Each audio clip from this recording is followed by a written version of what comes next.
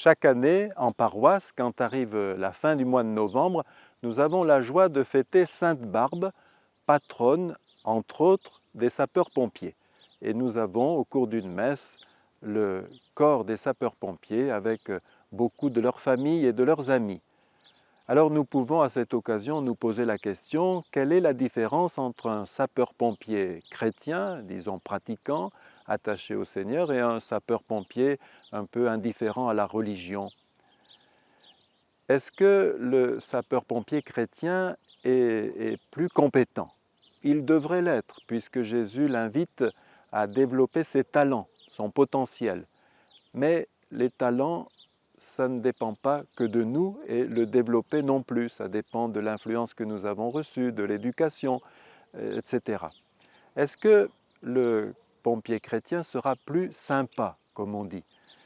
Il devrait aussi, puisque Jésus nous invite à développer les vertus, les grandes vertus théologales, les vertus cardinales, et puis toutes les vertus plus simples. Je pense par exemple à l'eutrapélie. Savez-vous ce qu'est l'eutrapélie? C'est tout simplement la bonne humeur, savoir cueillir le bon côté des choses, avoir un mot d'humour pour chacun. J'ai souvent fait sourire en citant l'expression de tendresse d'une épouse de pompier qui disait « j'ouvre les portes du garage pour qu'ils partent plus vite ». Alors si on ne sait pas le contexte, cette expression de tendresse est un petit peu ambiguë, mais sachant qu'il s'agit d'une épouse de pompier, on peut se dire qu'elle est l'expression de quelque chose de très grand en effet. Cette expression veut dire j'ai toujours peur quand tu pars en intervention, qu'il t'arrive quelque chose à toi aussi, et puis c'est du temps que tu ne donnes pas à tes enfants et à moi-même, ton épouse. Mais je sais que c'est ta passion et je sais que c'est important pour les autres, pour les accidentés, alors je cautionne, je valide, j'apporte ma petite part. Seulement, le sapeur-pompier n'a pas non plus le monopole des vertus. La différence est à chercher du côté de cette anecdote que m'a raconté un frère prêtre qui est lui-même pompier volontaire, pompier bénévole, le père Jean-Claude. Un jour, il avait été appelé parce qu'il était de garde, comme ils disent, il avait été bipé sur un accident, Dieu merci, sans gravité pour l'accidenté. Mais la voiture était inutilisable. Et voilà que l'accidenté se retrouve dans la cabine du camion des pompiers pour être emmené en observation à l'hôpital ou bien directement chez lui, je ne sais plus. Silence parce qu'il y a eu des émotions, du travail. Et tout à coup, c'est l'accidenté qui parle et qui dit « J'ai eu vraiment beaucoup de chance. Je crois qu'il faudrait que je fasse brûler un cierge. » Alors les autres pompiers ont souri, se sont regardés parce qu'ils ne savaient pas que parmi les pompiers, il y avait un prêtre et qu'il était donc bien placé pour lui trouver des cierges. Mais voilà, le sapeur-pompier chrétien va remercier. Il sait que tout vient de Dieu et il sait qu'il est préposé à l'action de grâce.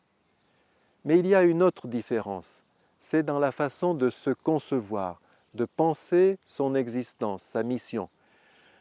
C'est difficile à expliquer, alors je prends une parabole, une fable, racontée par le père Henri Caffarel dans son livre « 100 lettres sur la prière ».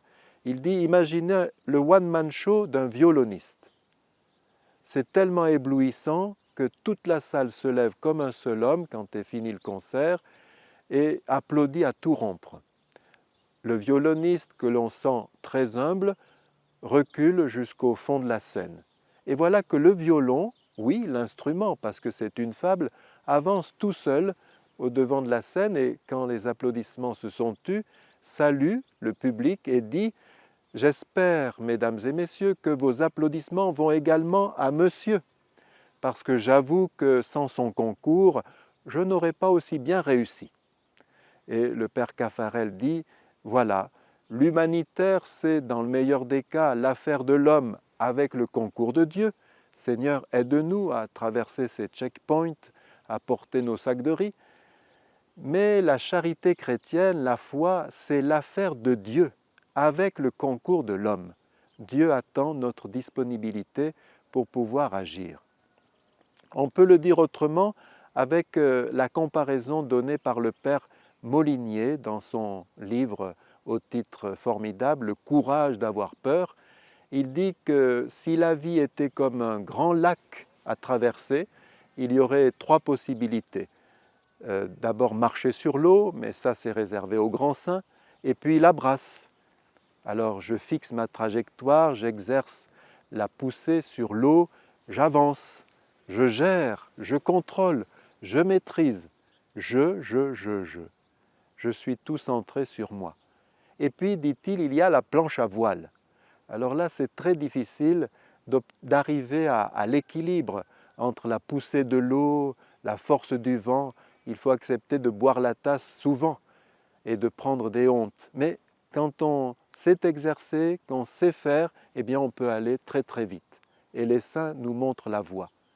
Vous avez par exemple Saint Vincent de Paul, un grand sauveteur s'il en est, une espèce d'abbé Pierre du XVIIe siècle.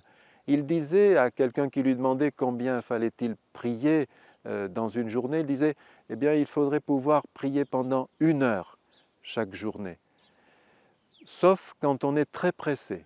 Alors dans ce cas-là, il faut prendre 2 heures. » Et il disait aussi « C'est bien d'être mangé, encore faut-il être nourrissant. »